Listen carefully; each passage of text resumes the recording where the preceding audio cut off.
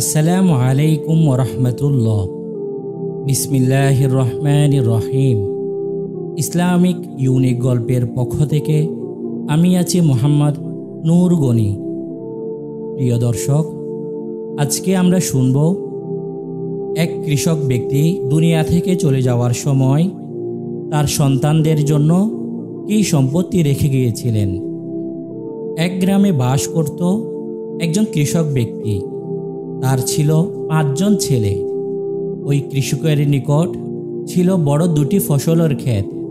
কৃষক খুব পরিশ্রম করে তার জমিতে ফসল ফলাতো, আর খেতে খুব ভালো ফসল হতো।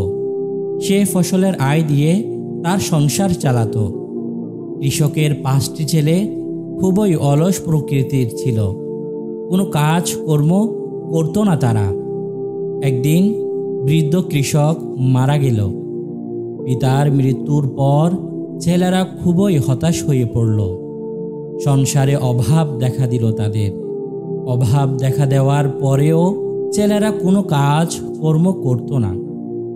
একদিন চাষার ছেলেরা গ্রামের এক মাতব্বরের নিকট পরামর্শ চাইতে গেল। বাবার মৃত্যুর পর তাদের অভাবের কথা বলল মাতব্বর সাহেবের নিকট।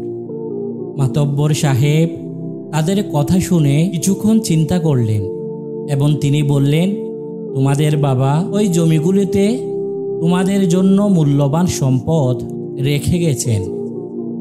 মাতব্বর সাহেবের কথাটি শুনে ছেলেরা খুব দ্রুত বাড়িতে ফিরে এলো এবং মূল্যবান সম্পদের আশায় গভীর করে জমিগুলো খুঁড়তে লাগলো।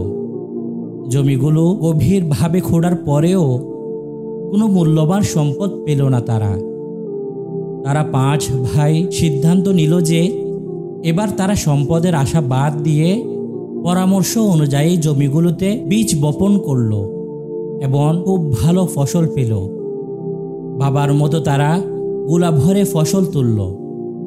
একদিন মাতব্বর সাহেব কৃষকের ছেলেদের খোঁজখবর নেওয়ার জন্য তাদের বাড়িতে আসলে ছেলেরা মাতব্বর সাহেবকে বলল, আপনি আমাদেরকে মিথ্যা বলেছিলেন।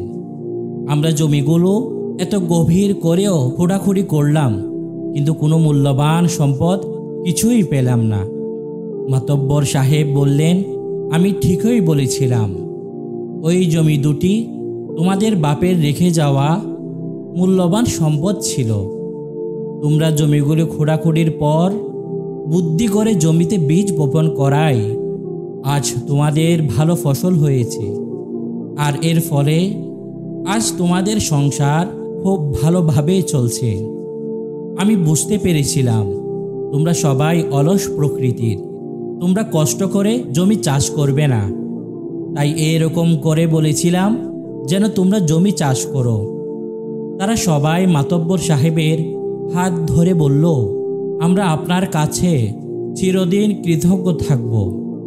আপনি এরকম বুদ্ধি করে না বললে আমরা আমাদের বাবার রেখে যাওয়া মূল্যবান সম্পদ কখনোই চিনতাম না, এবং কষ্ট করে ফসল ফলানোর যে আনন্দ তাও কখনো পেতাম না।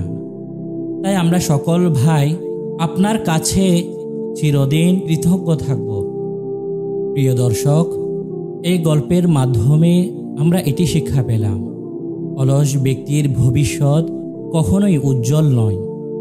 তাই আমরা সব সময় কোনো না কোনো কর্ম করে যাব। যদি আমরা কর্ম করে যাই তাহলে অবশ্যই আমাদের ভবিষ্যৎ উজ্জ্বল হবে, ইনশাআল্লাহ।